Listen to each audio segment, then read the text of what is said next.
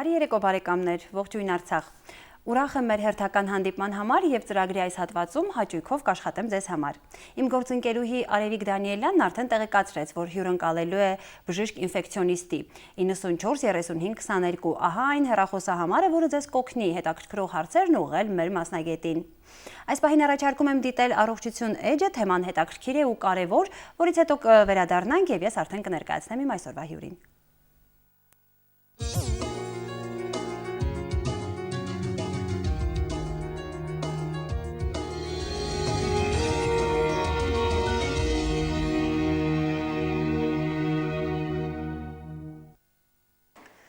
Բարև բարեկամներ, այսօր խոսելու ենք հիվանդ բժիշկ դեղատոմ փոխհարաբերությունների մասին։ Բժշկի նշանակումից հետո խիստ կարևոր է դեղատան գործունեությունը։ Հիվանդն առնչվում է փորձառու կամ անփորձ դեղատան աշխատողի հետ, անգամ կարող են թերահավատ վերաբերվել բժշկի գրված դեղատոմսին, թյուրիմացության մեջ դնելով հիվանդին։ Ներկայացնենք հնարավոր տարբերակներ, որ հաճախակի առնչվում ենք դեղատներում։ Ինչպես զինվորը առանց փամփուշտի չի կարող մտնել ռազմի դաշտ, այնպես էլ բժիշկը առանց դեղի չի կարող բուժել հիվանդությունը։ Յուրաքանչյուր հիվանդ մտնելով հիվանդանոց ստանում է դեղատոմսը, որից հետո անպայման մտնում է դեղատում։ Արդեն կախված հիվանդի հնարավորություններից նա կատարում է գնումներ։ Դեղատան հիմնական կարևոր հատկությունները այն է, որ կարողանան հիվանդին չի սպասարկել, դեղատոմսը ճիշտ կարդալ ըստ դոզաների, հաշվի առնելով նրա օրերի քանակը, դեղերի ճիշտ տալ հիվանդին։ Դեղատան փորձառու աշխատողը դա կարևոր հանգամանք է ընդհանրապես, քանի որ դեղատուն հիմնականում մտնում են հիվանդ հաճախորդները, անտրամադիր հաճախորդները, հերթեր կանգնելուց հետո են գալիս մեզ մոտ եւ տրամադրություն պարբերաբար չեն ունենում եւ կարևոր է, որ դեղատան աշխատողը լինի բարեհամբույր, սիրով ճանապարհի, սիրով պատասխանի իրանց հարցերին եւ ցանկալի է, որ աշխատողը փորձառու լինի։ Եթե ունենում ենք անգամ ոչ փորձառու մասնագետներ, աշխատում ենք, որ մի գրաֆիկում, մի սմենում աշխատեն գոնե մեկ նոր աշխատող եւ փորձառուի հետ անպայման։ Դեղատունը շահույթ հետապնդող հիմնարկ է։ Յուրաքանչյուր դեղատան ղեկավար, անհատձեռներես կամ եթե դա տեղորայքային դեղատների ցանց է եւ ՍՊԸ է, ունի իր ներքին կանոնակարգը, իր օրենքները, իր մոտեցումները, աշխատելավոճը, մոդելը աշխատողի հետ եւ չգիտես ինչու զարմանալու չէ, որ յուրաքանչյուր դեղատան աշխատող փորձում է հնարավորինս շատ վաճառք ապահովել։ Կան բազմաթիվ արատավոր երևույթներ, որ նշանակում ես մի բան, ասում են չունենք, վաճառում են այն ինչ որ պետք է։ Բարև ձեզ։ Բարև ձեզ։ Սա իմ դեղատոմսն է, որ նշանակել է իմ բժիշկը, խնդրեմ։ Ուզում եք իմանալ գինը, թե ուզում եք վերցնել։ Խնդրում եմ սկզբից ճշտել ընդհանուր դեղորայքի գինը, հետո նոր որոշեմ ես։ Ուրեմն ձեր բժշկի գրած պրեպարատներից մեկը աչքի կաթիլներն է։ Աչքի կաթիլները ունենք 3 ընկերության տարբեր գների։ Կարող են բոլորի գները առաջարկել, կարող եք մատչելին ընտրել ըստ ձեզ։ Բայց իմ բժիշկը շեշտեց, որ փոխարինողներ չառաջարկվի հենց իր նշանակած Կոնկրետ կտանք այն ամենը, ինչ որ ձեզ կոնկրետ նշել է, ինչ երկրի արտադրության որ կա, մասնագիտական խորհուրդն է, որ առաջարկեն, որ տվյալ պրեպարատը մի քանի երկրի արտադրության կա։ Կարող են պրոստը մատչելիության համար առաջարկել, բայց կտամ այն ինչ որ բժիշկն է նշանակել, քանի որ մենք իրավունք չունենք բժշկի գրած ֆիրման եւ դոզան փոխել։ Սա առաջին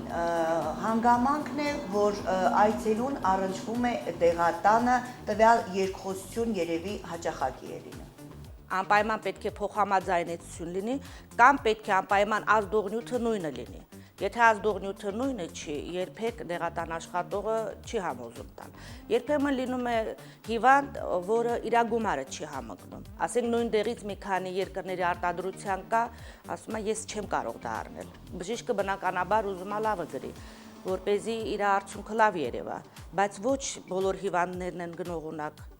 Դեղատան աշխատողը ստիպված ասենք նույն ազդողնյութով տալիս է ուրիշ երկրի արտադրություն, որը համարժեք հատկություն ունի։ Մենք շատ քիչ իրավունքներ ունենք հիվանդներին ընդհանրապես ինչ-որ բանում առաջնորդելու, խորհուրդ տալու, հիմնականում ասում են, որ անպայման ձեզ որ հարցնում են, թող նրանք դիմեն մասնագետին։ Հաջորդ հնարավոր հանգամանքը, որ կարող ենք առնչվել դարձյալ դեղատանը։ Բարև ձեզ, սա մեր դեղատոմսն է, խնդրում եմ տրամադրելից։ բժիշկը ձեզ նշանակել է քթի կաթիլներ, ունենք այս կաթիլները տարբեր դոզաներով։ Խնդրում եմ ասել երեխայի տարիքը, որ ես իմանամ համապատասխան ինչ դոզայով ձեզ տամ։ Մեր երեխան 2 տարեկան դեռ չկա։ Ուրեմն ձեր բժշկի գրած դոզան ինչ դոզա, որ ինքը գրել է, այդ տարիքին չի համապատասխանում։ Ինչ որ բան այստեղ ճիշտ չի նշված եւ խնդրում եմ ճշտեք, որպեսզի ավելի էֆեկտիվ պրեպարատ լինի։ Բժիշկը մտածված սխալ չի անում, իհարկե լինում է դեպքեր, երբ որ գրիչի ծայրով պրոստը միլիգրամը սխալ է գրում։ Մենք փորձում ենք համագործակցել, զանգել, կապ պաշտպանել, կամ նոր պրեպարատ, որ մենք տեղյակ ենք, նրանք դեռ չգիտեն, կամ հակառակը գոյություն ունի, համագործակցելով, իրար օգնելով, փորձում ենք աշխատել եւ խորհուրդ տալ մարդկանց։ Նկատառումներ, կոմենտներ, հիվանդների ներկայացում, սա ինչ է գրել, ինչպես է գրել։ Բժիշկների ձեռագրի խնդիրը դուք գիտեք, որ մշտական խնդիր է, դրանով չի որոշվում բնավ բժշկի կվալիֆիկացիան, բայց անձամբ ես շատ գեղեցիկ եւ ինտերնետի ձեռագրում եմ գրում, ուստի կարող եմ իմ գործընկերներին ինչ որ չափով խնդրել, հորդորել, որ չանեն այդպես, որովհետեւ շատ հաճախ չես կարողանում կարդալ։ Նույնիսկ այդպիսի մի անեկդոտ կա, որ ասում են առաջին օրերին, երբ որ հիշում է դիագնոզը, դեռ ինքն էլ կարող է կարդալ, բայց հետո ինքն էլ չի կարողանում կարդալ։ Դա երևի սովետական միությունից մնացած ինչ որ հիվանդագին բան է, որ ասում էին, ես ինձ ռուսերեն թույլ կտամ ասել, «История пишется для прокурора»։ Ցանկացած գրառում, ասում է ինչ որ դուք գրեք, կարող է ձեր դեմ օգտագործվել, երևի հատուկ են այդպես գրել, որ չկարդացվի, այդպիսի կատակներ են շրջանառում, բայց իհարկե գեղեցիկ գրելը իմ կարծիքով դա էլ եւս արդեն ինչ-որ առումով նաև հարգանք է դեպի պացիենտը, դեպի մյուս գոլեգան։ Աշխատանքային փորձը ցույց է տալիս, որ իրոք նոր բժիշկները ավելի մատչելի են գրում,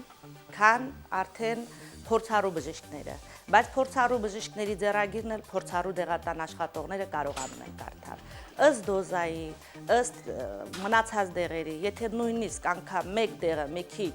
գեղեցիկ չի գրված կամ տարերը մի քիչ աճ ձախ, հմուտ դեղատան աշխատողը դա անմիջապես հասկանում է։ Գիտեք, ցանկացած process-ի մեջ, այդ թվում եւ առողջապահական գործընթացների մեջ, բժշկության մեջ, որտեղ որ կա սուբյեկտի անձի գործոն, այնտեղ մշտապես սխալի առկայության հնարավորություն եւ հավանականություն կա։ Դա կարող է լինել ամենամեխանիկական խնդիրը, կարող է բժիշկը մտազբաղ լինել եւ ինչ որ բան սխալ գրել, դեղորայքի անվան մեջ կամ այստեղ պետք չի այդպես դեմագոգիայով զբաղվել եւ եթե մոտենում ես նույնիսկ դեղատուն, հատկապես որ հիմնականում դեղատները գից են այս կամ այն բուժ հիմնարկին եւ բոլորին ճանաչում են, պարզապես կարելի է զանգ տալ, շտկել, ոչ թե հիվանդի ներկայությամբ, այսպես ասել, այս ինչ են, այս ինչպես կարող է բժիշկը այսպեսի բան, դրանք դուք հասկանում եք ինչին են միտված, իսկ հիվանդների մասով ես պարզապես կարող եմ հիշեցնել, որ դա տարական տրամաբանություն է պահանջում, եթե դուք բացել եք այդ դեղը եւ կարդացել եք առաջին անգամ եւ գտել եք ինչ-որ բան, գուցե բժիշկն էլ է կարդացել եւ ոչ մի անգամ։ Շատ հաճախ դեղորայքային կազմակերպությունները լուրջ խոշոր ֆարմակոլոգիական այդ ընկերությունները եւ այլն, նրանք երբ որ արտադրում են դեղորայք, նրանք անցկացնում են միանշանակ կլինիկական բազմափուլ հետազոտություններ եւ երբ դեղը, որպիսի ֆորմուլան, որպիսի մտնի դեղատուն, միջինում մինչեւ 40-ից 50 տարի է տևում, ոչ ոք դրա մասին չի իմանում, որտեղ պատրաստի դեղը մատուցվում է։ Դա բազմաթիվ փորձարկումների վրա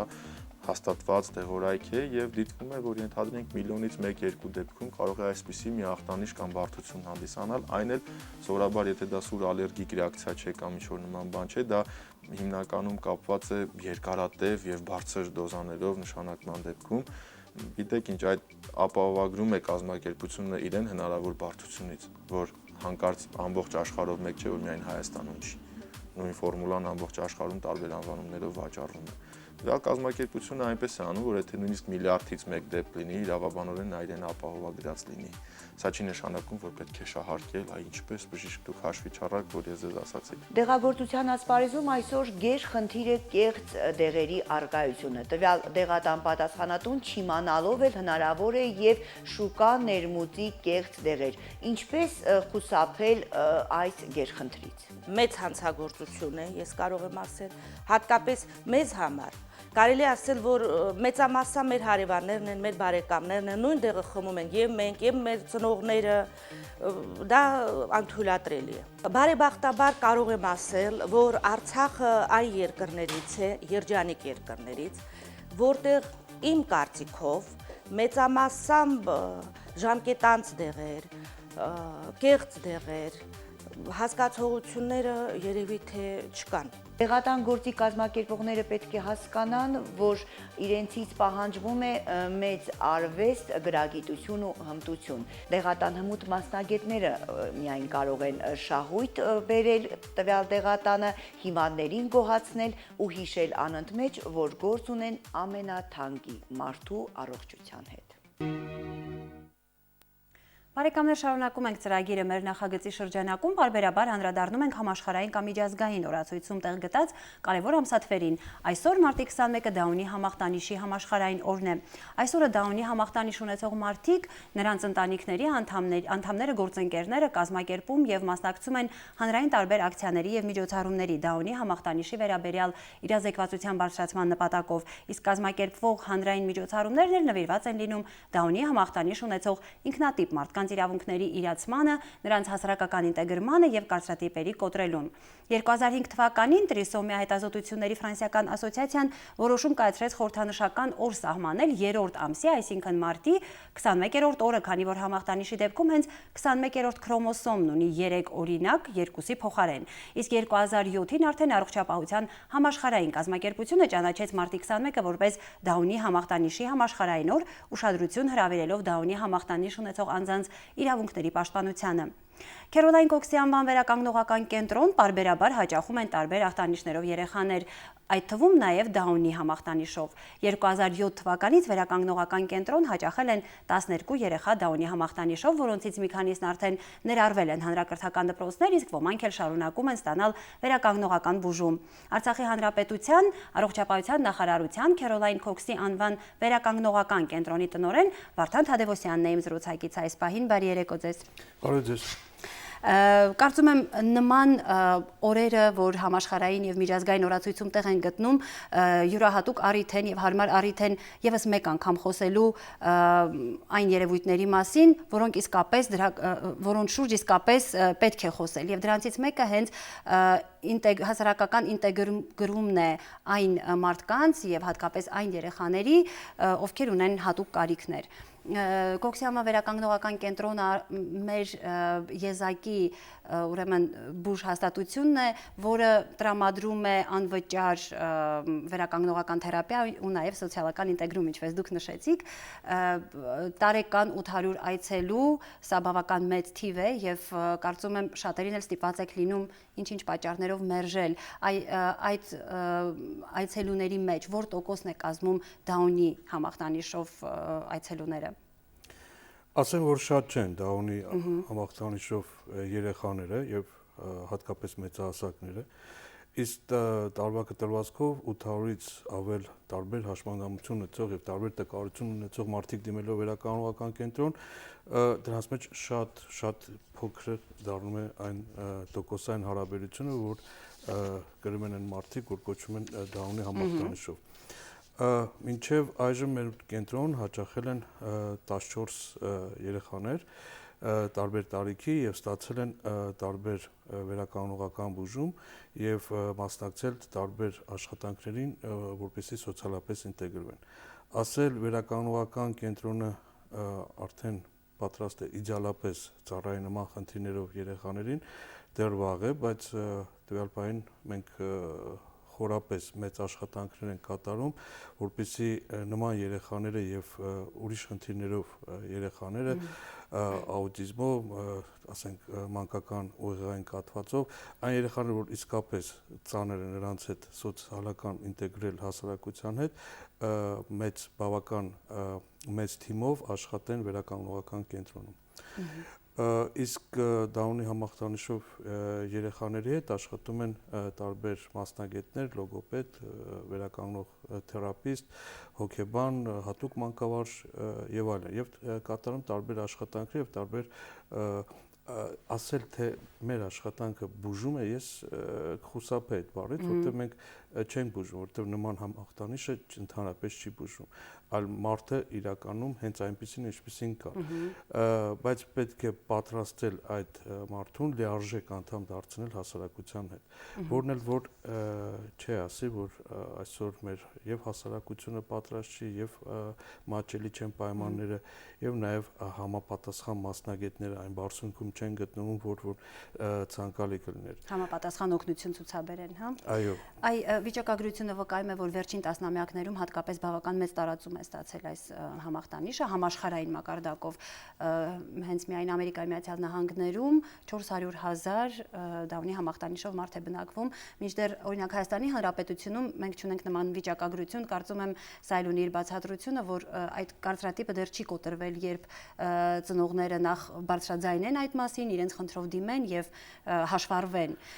Ձեր կարծիքով մեր հասարակությունում, Արցախյան հասարակությունում ինչպիսին է վիճակը, արդյոք ձեզ դիմում են բոլոր այն ծնողները, ովքեր ունեն նման խնդիր եւ կարիք։ Եթե խոսենք վիճակագրությունից, ես մի փոքր ուղում կատարեմ, որ ամբողջ աշխարհում գնալով պակասում են դառնում համախտանիշով երեխաների թիվը, որովհետև վերջին տարիներին արդեն հնարավոր է դարձել կանխատեսել ապագա երեխայի ծնունդը, դեռ հղիության ժամանակ կարողանում են բժիշկները, մասնագետները տեղեկացնել ծնողին, որ սպասում է պտուղը, որ պետք է ծնվի դառն համախտանիշով։ Ցավոք սրտի շատերը հրաժարվում են ունենալ նման երեխաներ եւ կանգնեցնում են, ասենք, հղիությունը դժբախտաբար, եւ այսօր աշխարհում ավելի քիչ են ծնվում, քան ծնվում էին։ Բայց ամեն դեպքում համախտանիշը կա, գոյություն ունի, այսինքն կա ու կլինի, դա բնության մեր բաժին ընկած այն մարդիկ են, որ պետք է լինեն, եւ մենք չենք կարող, ոչ մեկ իրավունք չունի որոշել այ պետք է ծնվի, թե պետք չի։ Բայց ավաղ մարդիկ այժմ իմանում են եւ որոշում կայացնողներ իրենք են եւ երբևիցե մենք չենք էլ փորձի ու սխալ կլինի, որ դատողի դերում լինենք, արդյոք ճիշտ են վարվում, թե ոչ, բայց այդ երեխաները, ովքեր երբևիցե փորձ ունեցել են աշխատել կամ շփվել, նրանք ծնվում են սիրելու եւ սիրվելու համար։ Նրանք իսկապես հատուկ երեխաներ են եւ երբեք նրանց հետ չես կարող շփվել առանց ուրախություն ապրելու եւ ուրախություն կիսելու։ Իսկապես մի տեսակ լուսավոր են, չէ՞, լուսավոր ու միամիտ ինչքանով որ հաջողվել է նույնիսկ շփվել կամ դիտել ինչ-որ բաներ կապված նրանց հետ։ Աշխարհում ամեն 1000-րդ ծնունդը դա ունի համախտանիշով։ Միացյալ Նահանգներում մոտ կարծեմ մինչև 700 ծնունդ է։ Այսինքն երկրներ կա, որ նրանք չեն արգելում։ Երկրներ կան, հատկապես ասիական երկրներում միանշանակ շատերը որոշում են ոչ, չի ծնվել նման երեխա եւ անգամ ցավալին այն է, որ բժիշկներն են խորհուրդ տալիս ծնողներին հրաժարվել նման երեխա ունենալ, որտեղ այդ ամբողջ իր կյանքում կդառնա հոգս ծնողների եւ շրջապատի վրա։ Դե թերևս այն հանրապետություններում եւ այն պետություններում, որտեղ պետական հստակ աջակցություն կա, այնտեղ ավելի շատ են ծնվում նման երեխաները եւ ծնողները չեն հրաժարվում։ Կարծում եմ այս ֆակտորն էլ նպաստում է։ Իհարկե, դա կնպաստի եւ պետք է նշենք, որ ծնողներ կան, որ սիրով ունենում են եւ ընդունում են բացատրելով, որ դա իրենց խաչն է եւ պետք է կրեն արժանապատվորեն։ Իմ մոտ մի սկզբուն կա, որ նման խնդիրներով երեխաներ եւ այլ խնդիրներով երեխաներ բնության կողմից տրվում են ուժեղ ծնողներին եւ այդ ուժեղ ծնողներն են ի վիճակի արժանապատվորեն տանել այդ երեխաների հետագա կյանքի հոգսը եւ բնականաբար այն երկրներում որտեղ կա ավելի զարգացած ծառայություն ծնողները ավելի վստահ են լինում իրենց աշխատանքներում եւ ավելի արժանապատիվ կյանքով են ապրում նման երեխաները եւ պետք է նշել որ դաուն համախտանիշով երեխաները ապրում են ոչ կարճ կյանքով, բավական երկարատև եւ նրանք կապրեն բավական երկար, եթե գտնվում են համապատասխան միջավայրում, եթե գտնվում են սիրող ծնողների շրջապատում։ Շատ ավելի կարճ է լինում այն կյանքը, անգամ բավական լավ առողջություն ունեցող դաուն համախտանիշով, եթե նրանք ապրում են մանկատներում, ոչ սիրված, ասինքն այն կառույցներում, որտեղ որ բոլորին հավասար ուշադրություն են դարձնում, հատուկ ուշադրություն երբևիցե չի դարձվում։ Դրա համար ես միշտ կոչ եմ անում, որ անենք ամեն ինչ, որպեսզի օգտակար լինենք այդ ծնողներին, որպեսզի թե ու թիկունք լինենք ու նման որոշում երբևիցե չկայացնեն։ Նրանք իսկապես մեր շուրջը պետք է լինենք մենք իրանց հետ։ Իսկապես այսօր կա հասարակության կողմից ընկալման խնդիր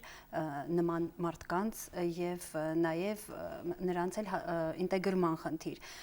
Այս դեպքում ինչ է կարծում եք հասարակությունը ինչ աշխատանք է տանում, արդյոք մենք ժամանակի առումով քայլեր ենք անում դեպի առաջ, տեսնում ենք, կարողանում ենք արդեն ընկալել, մեր մոտ գործում է արդեն ներառական կրթություն, նրանցից շատերը հաճախում են դպրոց եւ կարծում եմ տարիներ առաջ նրանք ավելի դժվար էին ընդունվում հասարակության կողմից, քան այսօր եւ սա գուցեև արդեն փոքրիկ, բայց հաղթանակ է, թեպետ ոչ բոլորի կողմից, բայց այնուամենայնիվ արդեն կան մարդիկ, ովքեր կարողանում են ընկալել նրանց այնպեսին, ինչպեսին որ կան։ Կարծում եմ, որ բավական աշխատանք կատարվել է եւ դեռ շատ աշխատանքներ դեռ պետք է կատարվեն, որպեսզի հասնենք արևմտյան այն զարգացած երկրներին, որտեղ բավական ուշադրություն եւ ճիշտ աշխատանքներ են կատարվում։ Իդեպ արևմտյան երկրներում հասարակական սեկտորն է ավելի շատ նման երեխաների եւ մարդկանց իրավունքների պաշտպանությամբ զբաղվում։ Մեզ մոտ կարծես թե հասարակական կազմակերպություններ եւ այլն չկան, որոնք հատկապես զբաղվեն այդ հարցով։ Գիտեք, ամեն ինչը հարաբերական է եւ վստահ եմ, որ ժամանակի ընթացքում եւ այստեղ կձևավորվեն հասարակական եւ քաղաքացիական այն կառույցները, որոնք ավելի շատ կզբաղվեն այս հասարակության համար խոցելի խավով։ Բայց ես ուզում եմ հենց ասել, որ անգամ արևմտյան երկրներում, ասենք հաշմանդամություն ունեցող մարդկանց խնդիրները ամենախոցելի հարցերից մեկն է։ Եթե մենք նայում ենք Միացյալ Նահանգները, զարգացած եվրոպական երկրները, կարծես թե նրանք հասել են ամեն ինչի, բայց շատ խնդիրներ նմանվում են մեր խնդիրներին, որոնց համար պայքարում են հենց այդ հասարակական եւ քաղաքացիական կառույցները եւ պետական կառույցները, որպեսզի ավելի բարելավեն այդ մարդկանց կյանքը եւ ավելի մատչելի լինեն իրենց կյանքը հասարակության մեջ։ Մեր մոտ դեռ բավական շատ անելիքներ կան, բայց նաեւ բավական շատ անելիքներ կատարվել են։ Նայեք, ներառական կրթությունը ասել թե միանշանակ բոլորիս կողմից ընդունվեց որպես դրական, սխալ կլինի, շատ ծնողներ են ունակին շատ անգամ բողոքում, որ դպրոցներում երեխաները չեն ստանում համապատասխան կրթություն, բայց նրանք պարտադրված պետք է գնան հանրային դպրոցներ։ Դպրոցները միանգամից չէին կարող պատրաստ լինեն, բայց այնտեղ էլ բավական շատ աշխատանք կատարում է, ես ինքս շփվում եմ այդ մասնագետների հետ, որպեսզի բարձրացնեն այդ մասնագետների եւ հնարավորությունները աշխատանքային եւ նրանց գիտելիքների մակարդակը։ Եվ կարծում եմ տարի թե տարի այդ աշխատանքները կլավանան եւ արդյունքները կունենան։ Մենք աշխատում ենք հիմնականում այն երեխաների հետ, ինչև դպրոցական տարիքը եւ շատերը շարունակում են մեր մոտ հաճախել անգամ դպրոցական տարիքում եւ ես վստահ եմ, որ մենք շատ ավելի կհամագործակցենք ապագայում այն մասնագետների հետ, ովքեր որ աշխատում են եւ նմանատիպ աշխատանք տանում են դպրոցներում, որովհետեւ ասել այցելում են վերականգնողական կենտրոն եւ այլ խնդիրները կլուծվի, չէ, այստեղ պետք է աշխատի եւ ընտանիքը, եւ մասնագետները, եւ դպրոցի համապատասխան մասնագետը, եւ դպրոցի դասարանի աշակերտները, եւ թերևս առավելապես աշխատել ծնողների հետ, քանի որ ծնողներից բոլորը պետք է պատրաստ լինեն եւ տեղեկացված լինեն այն խնդիրները եւ այն յուրահատկությունը, որ ունեն նման երեխաներ։ Դրանք ոչ միայն խնդիրներ ունեն դաուն համախտանիշով, տարբեր երեխաներ տարբեր խնդիրներով ունենում են որոշակի սահմանափակում կամ որոշակի տարօրինակություն, որ մենք պետք է պատրաստ լինենք եւ ճանաչենք եւ աշխատենք եւ ապրենք այդ երեխաների հետ այնպես, ինչպես որ գիտությունն է ասում, որ նման ձևով պետք է աշխատեն երեխաների հետ։ Պարոն Թադևոսյան, ես ուզում եմ խոսենք նաև հենց վերականգնողական կենտրոնի նորության մասին, որ արդեն ուրեմն պատրաստվում են նոր մասնաշենք եւ նոր պայմաններ, որոնք կօգնեն ել ավելի մեծ ուշադրություն դարձնել հատուկ կարիք ունեցող երեխաներին, խնդրեմ։ Մենք կուզենայինք, որ ունենայինք նոր մասնաշենք եւ վստահ եմ, որ դա կլինի ապագայում, որովհետեւ կառավարությունը շատ լուրջ ուշադրություն է դարձնում այն աշխատանքներին, որ կատարում է վերականգնողական կենտրոնին եւ մտահոգված են բոլոր կառույցները, որ ապագայում անպայման պետք է լինի Արցախում ժամանակակից եւ ժամանակակից պայմաններով վերականգնողական կենտրոն։ Կարծում եմ դա ապագայում, իսկ տվյալ պահին մենք փորձում ենք եւ կառավարության աջակցությամբ եւ Ջինիշյան հիշատակի հիմնադրամ, Հովարդ Կարագոզյան բարեգործական կազմակերպությունների աջակցությամբ մենք հիմա պատրաստվում ենք ավելի ընդլայնել մեր ծառայությունը ծանր ախտորոշում ունեցող երեխաների համար։ Դա մեծ ուրախություն կլինի նաեւ նրանց ծնողների համար, որտեւ այստեղ մի նոր մասնագետների բանակ կմիանա մեզ, տվյալ պահին դասընթացներ են ընթանում նրանց պատրաստելու համապատասխան աշխատանքները կազմակերպելու համար եւ կունենանք ցերեկային կենտրոն աուտիզմի խնդիրներով, Դաունի համախտանիշով, մանկական ուղեղային կաթվածով այն երեխաների համար, որոնք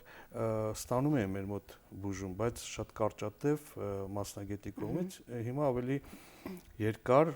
մի քանի ժամվա տարբեր մասնագետներ կաշխատեն, մենք փորձենք նաև ներգրավել շրջաններում բնակվող այն երեխաներին, որոնք դրա կարիքը կունեն, նրանք կունենան ստացիոնար բուժում վերականգնողական կենտրոնում, իսկ ամբողջ ցերեկը կլինեն այդ մասնագետների հսկողության տակ։ Դա շատ մոտ ապագայում, կարծում եմ առաջիկա մի քանի շաբաթվա ընթացքում մենք կունենանք այդ աշխատանքների սկիզբը։ Եվ ուզում եմ հարցնել այն երեխաները, ովքեր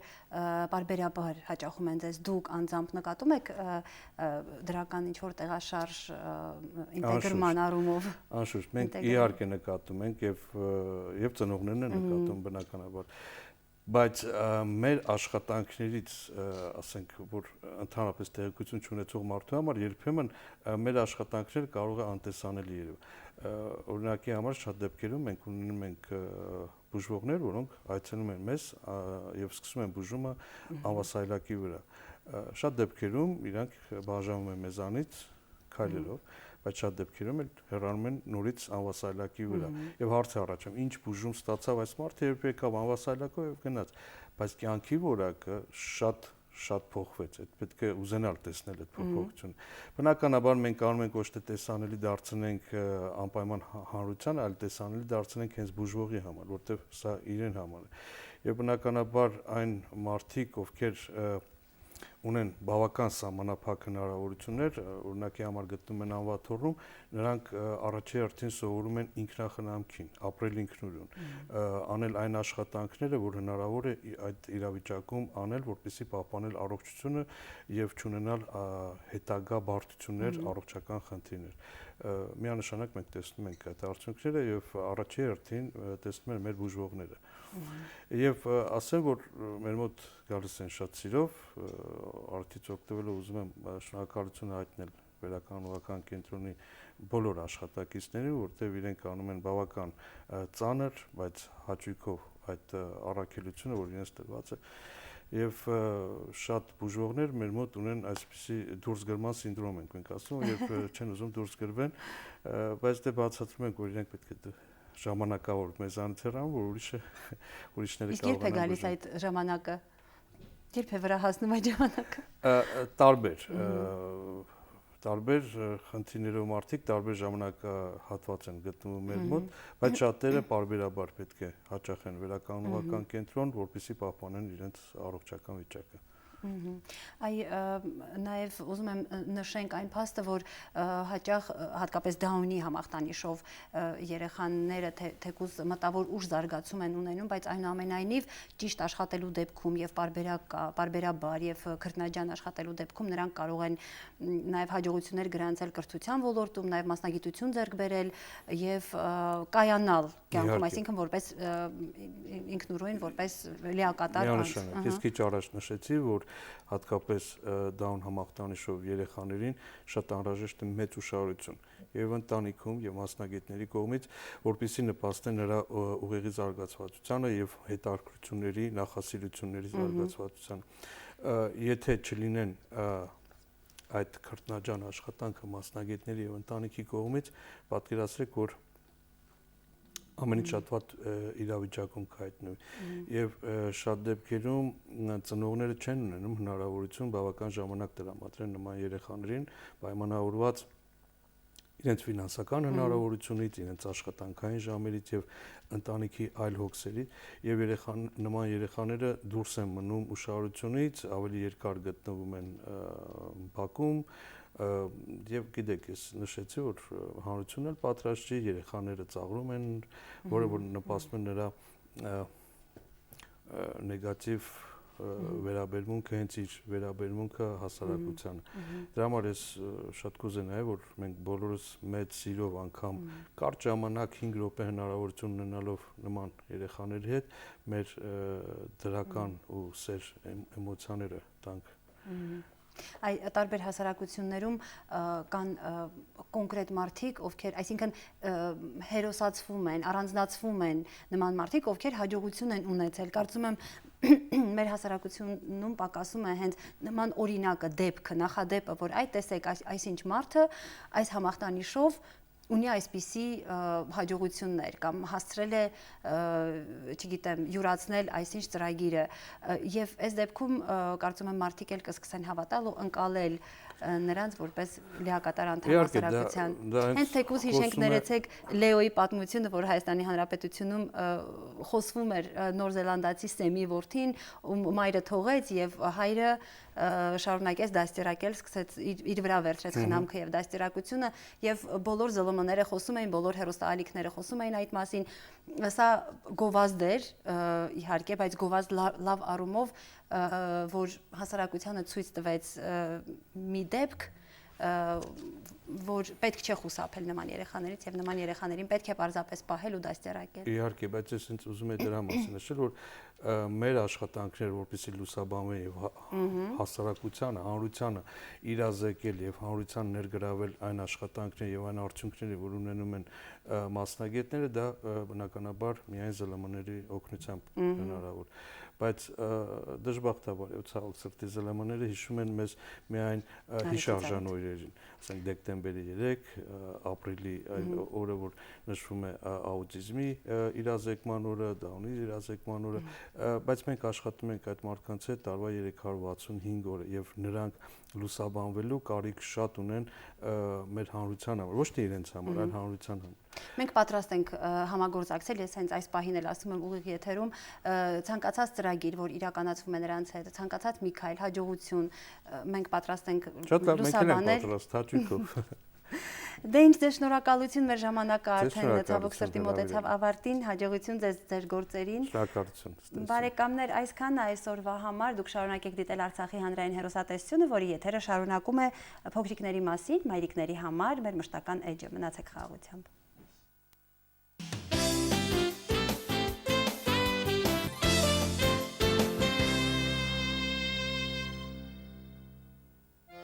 Հղիությունը մոր եւ երեխայի կյանքում նոր եւ պատասխանատու շրջան է։ Հղիության ընթացքում կինը անծանոթ կարգավիճակ է ստանում, հստակ գիտակցելով ինչից է զրկվում եւ հանուն ինչի է դա անում։ Հոգեբանները պնդում են, երեխայի ծնունդը պայմանավորված է երեքի ցանկությամբ՝ մոր, հոր եւ երեխայի, եւ եթե որևէ մեկը պակասում է, երեխան կարող է լիարժեք չլինել։ Պտղի զարգացման առաջին պայմանը սերն է։ Հղիները պետք է պարբերաբար զրուցեն երեխաների հետ։ Հղիության ընթացքում դրականորեն տրամադրված լինեն շրջապատի եւ ընտանիքի հանդեպ։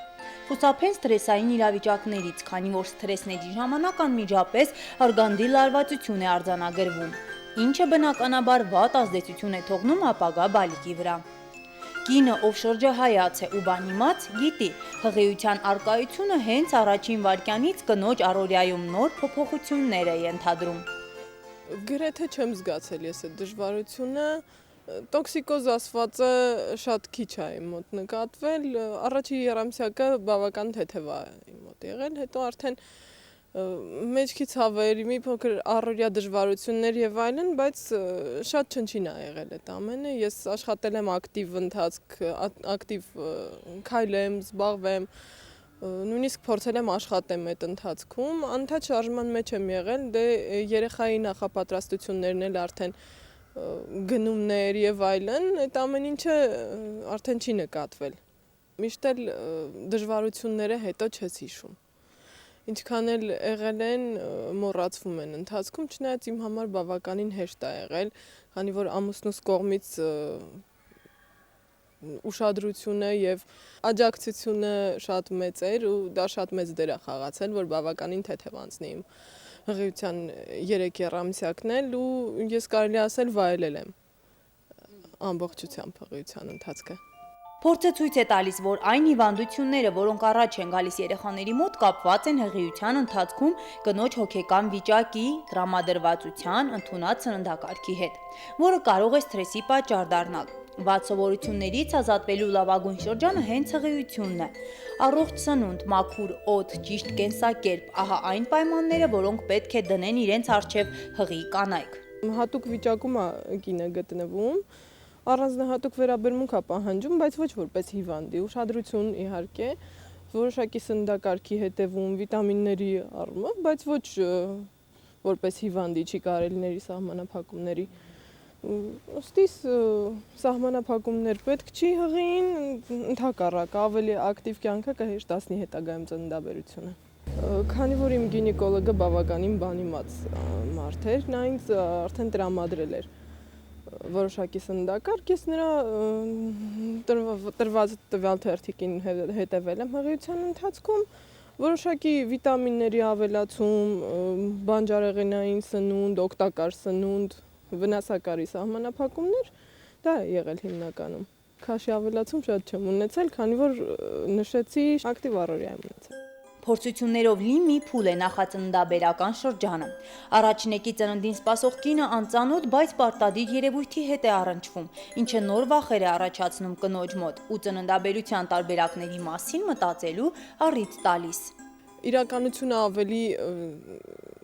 լավ էր, քան սպասումները, իհարկե,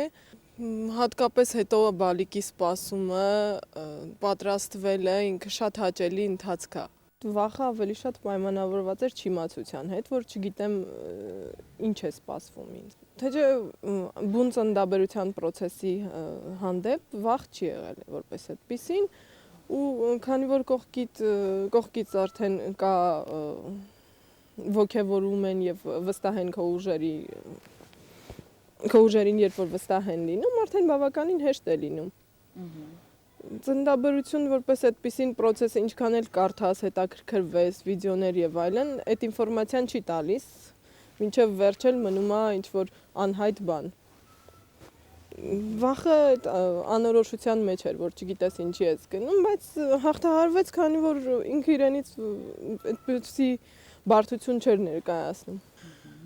Հղիության ընթացքում եւս ոչ մի խնդիրներ, բարդություն, հետծննդաբերական շրջանում եմ ունեցել մի փոքր բարդություններ ապակինման ընթացքում, բայց հեշտ հաղթահարվել է։ Ինձ մոտ եղել է բնական ծննդաբերության տարբերակը, ես առանց մտածելու գինեկոլոգի հարցին անմիջապես պատասխանել եմ բնական, իմ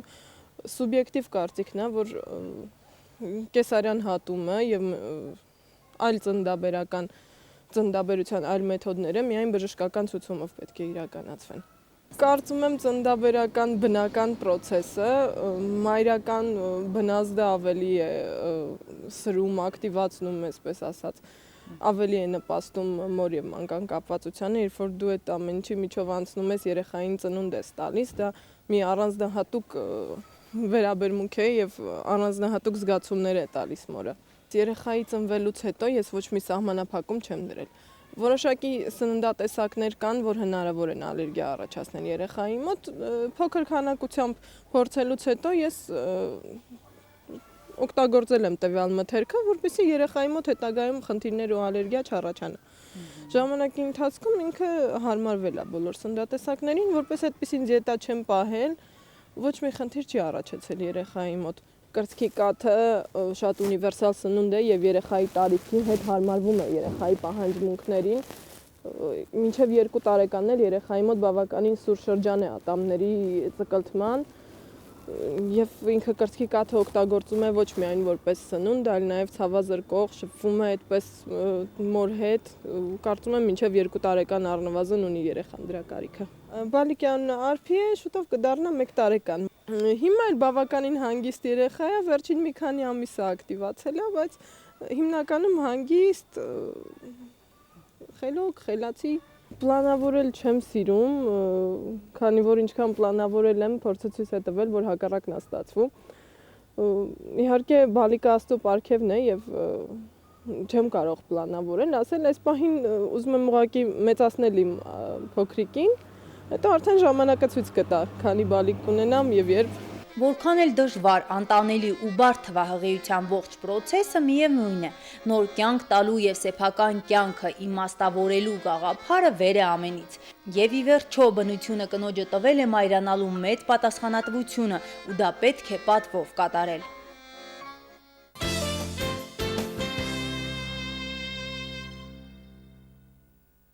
Հղիության ու կրծքով կերակրելու շրջանում մայրիկին շատ կալցիում է անհրաժեշտ, որ երեխայի ոսկրային համակարգն արագ զարգանա։ Չպետք է վախենալ, որ կրծքով կերակրելը մոր օրգանիզմը կզրկի կալցիումից։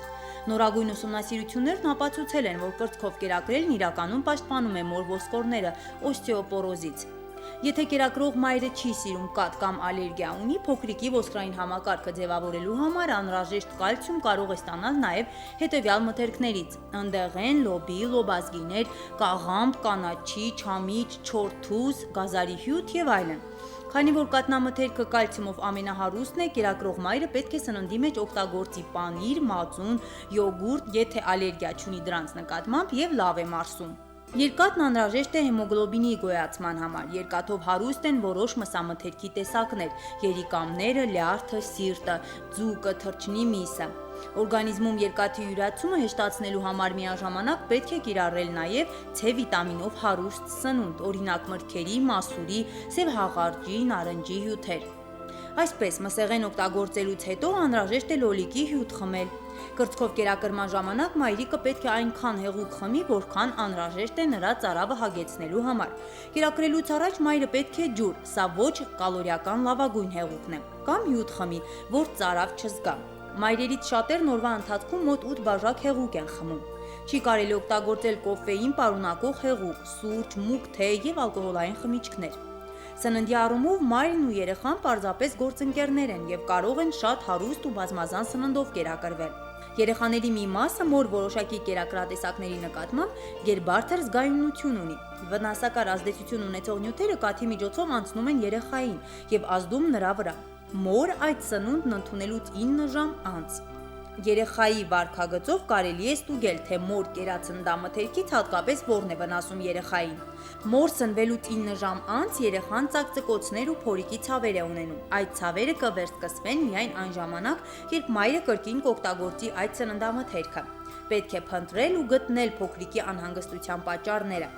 Դրանք կարող են լինել կոֆեին պարունակող մթերք, կծու սնունդ, գազ առաջացնող մթերք, լոբազգիները, սոխը, կանաչ տաք դեղը, սովորական կաղամբը, հում վիճակում ուտելը կարող են երեխայի անհանգստացման պատճառ դառնալ, բայց այդ բանջարեղենն անվնաս է եփած վիճակում։ Դժվար է այդ երևույթի գիտական բացատրությունը տալ, բայց փորձն ապացուցում է, որ դրանք հում վիճակում օգտագործելու դեպքում փոքրիկի փորիկում գազեր են առաջանում։ Իսկ ինչպես հայտնաբերել երեխային վնասող սննդատեսակները։ Դրա համար նախապես հարկավոր է որոշել, թե որ մթերքն է կաթի միջոցով վնասում փոքրիկին։ Դա դժվար չէ, եթե կիրառվի ներքոհիշյալ եղանակը, որը ներառում է 3 փուլ։ Առաջին փուլ։ Հարկավոր է կազմել կերակրող մոր սննդի մեջ օգտագործվող այն սննդատեսակների ցուցակը, որոնք ավելի կասկածելի են թվում եւ դրանց դիմաց գրանցել երեխայի վարքագիծը։ Անհանգստություն, լաց, խիթեր, ուռած փորիկ, փորկապություն կամ լուծ, գազեր, գիշերն անհասկանալի պատճառով արթնանալ, հետանցքի շուրջը կարմիր շրջան։ Երկրորդ փուլ. հարկավոր է դադարեցնել կասկածելի սննդատեսակներից մեկի կամ անհրաժեշտության դեպքում բոլոր կասկածելի մթերքների օգտագործումը մոր սննդակարգում 10-ից 14 օրվա ընթացքում, ուշադիր հետևելով երեխայի վարքագծին։ Եթե երեխայի անհանգստությունը շարունակվում է, ուրեմն պատճառը մոր սնունդը չէ եւ մայրը կարող է ընդունել դրանք։ Երրորդ փուլ. եթե երեխայի անհանգստության նշաններն անհետացել կամ պակասել են, որոշ ժամանակ անց կարելի է նորից օգտագործել կասկածելի մթերքը։ Եթե 24 ժամվա ընթացքում կրկնվում է երեխայի անհանգիստ վիճակը, պետք է ժամանակավորապես հրաժարվել այդ մթերքից։ Ճիշտ է, կերակրող մայրերը հաճախ անսխալ գտնում են երեխային վնաս պատճառող սննդատեսակները, բայց այս եղանակը բացառում է սխալը։ Երեխայի որոշակի մթերքների նկատմամբ դրսևորած վերաբերմունքը զրկում է նրան շատ օգտակար նյութերից։ Բարեբախտաբար այն հաճախ ժամանակավոր բնույթ է ունենում, եւ որոշ ժամանակ անց կերակրող մայրը կրկին կարող է օգտագործել իր սիրած մթերքը։